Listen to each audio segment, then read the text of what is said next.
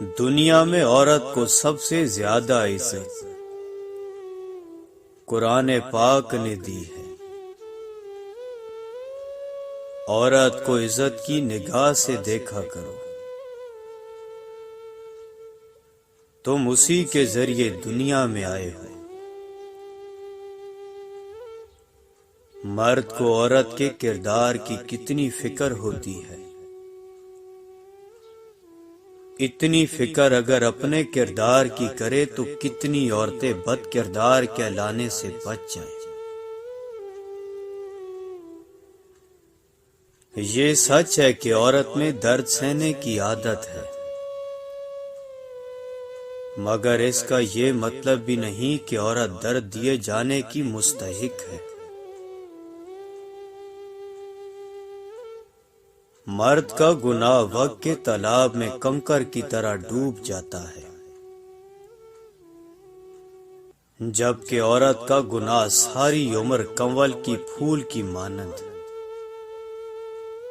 سطح آب پر رہتا ہے۔ بس یہی ایک سچ ہے۔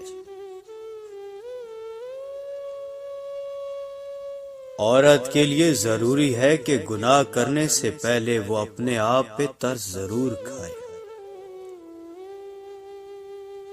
کیونکہ گناہ کرنے والی عورت کو توبہ کے بعد بس اللہ معاف کرتا ہے، لوگ نہیں۔ عورت کی عزت کرو، کیونکہ قرآن نے خود عورت کو اپنی پسند ناپسند ظاہر کرنے کا پورا حق دیا ہے۔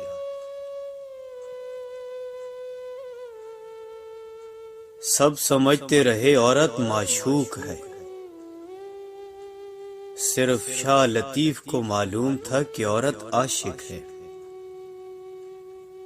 اس لیے شاہ لطیف نے لکھا عورت عشق کی استاد ہے۔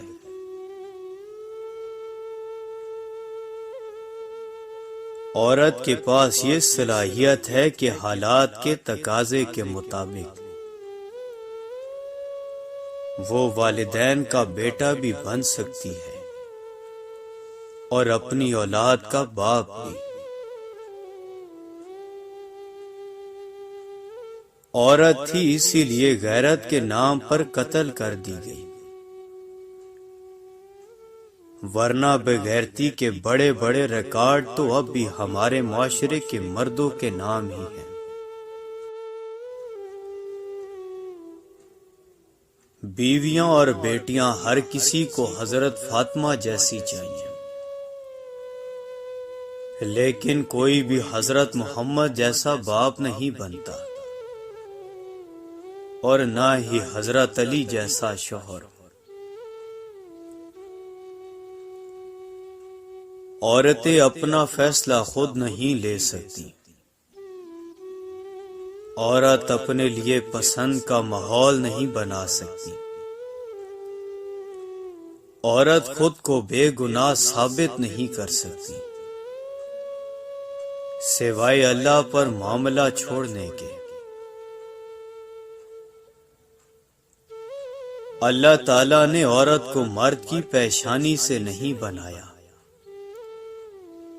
کہ وہ مرد پر حکمرانی کرے، نہ اس کے پاؤں سے پیدا کیا کہ وہ اس کی غلامی کرے، بلکہ اس کی پسلیوں سے پیدا کیا کہ وہ اس کے دل کے قریب ہو۔ عورت تب برباد ہونا شروع ہوتی ہے جب اس کے حسن کی تعریف ایک غیر مرد کر رہا ہوتا ہے۔ عورت اگر محبت کر بھی لے تو بھی اقرار نہیں کرتی،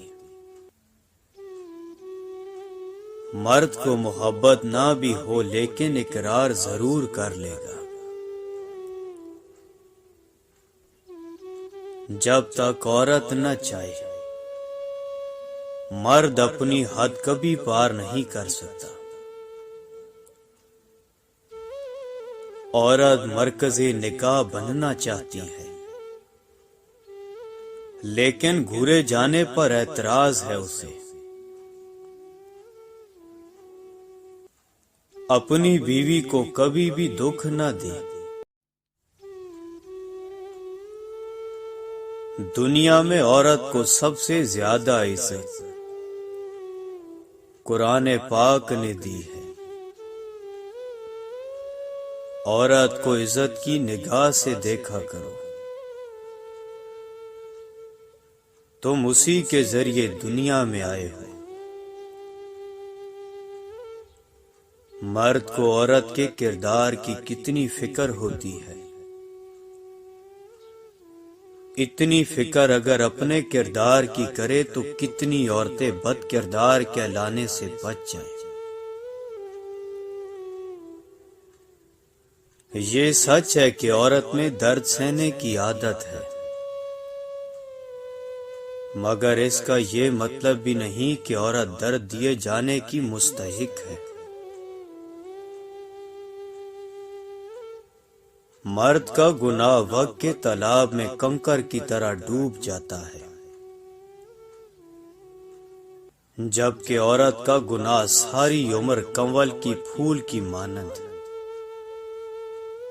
سطح آب پر رہتا ہے۔ بس یہی ایک سچ ہے۔ عورت کے لیے ضروری ہے کہ گناہ کرنے سے پہلے وہ اپنے آپ پہ ترس ضرور کھائے،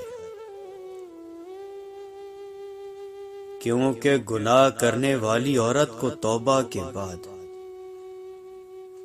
بس اللہ معاف کرتا ہے، لوگ نہیں۔ عورت کی عزت کرو، کیونکہ قرآن نے خود عورت کو اپنی پسند ناپسند ظاہر کرنے کا پورا حق دیا ہے۔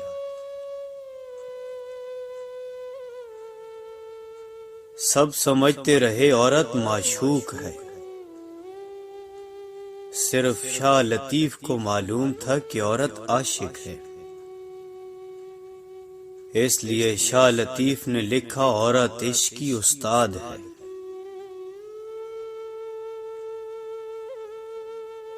عورت کے پاس یہ صلاحیت ہے کہ حالات کے تقاضے کے مطابق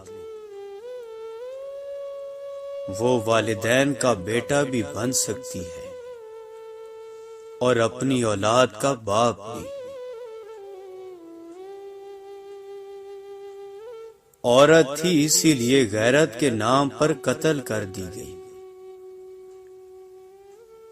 ورنہ بغیرتی کے بڑے بڑے ریکارڈ تو اب بھی ہمارے معاشرے کے مردوں کے نام ہی ہیں۔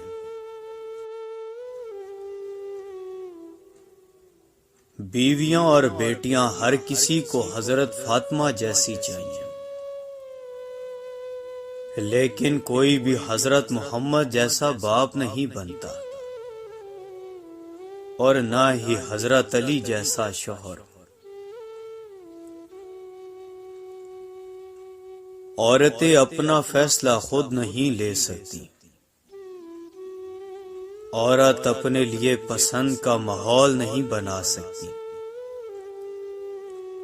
عورت خود کو بے گناہ ثابت نہیں کر سکتی سوائے اللہ پر معاملہ چھوڑنے کے۔ اللہ تعالیٰ نے عورت کو مرد کی پیشانی سے نہیں بنایا کہ وہ مرد پر حکمرانی کرے، نہ اس کے پاؤں سے پیدا کیا کہ وہ اس کی غلامی کرے، بلکہ اس کی پسلیوں سے پیدا کیا کہ وہ اس کے دل کے قریب ہو۔ عورت تب برباد ہونا شروع ہوتی ہے جب اس کے حسن کی تعریف ایک غیر مرد کر رہا ہوتا ہے۔ عورت اگر محبت کر بھی لے تو بھی اقرار نہیں کرتی، مرد کو محبت نہ بھی ہو لیکن اقرار ضرور کر لے گا۔ جب تک عورت نہ چاہے مرد اپنی حد کبھی پار نہیں کر سکتا۔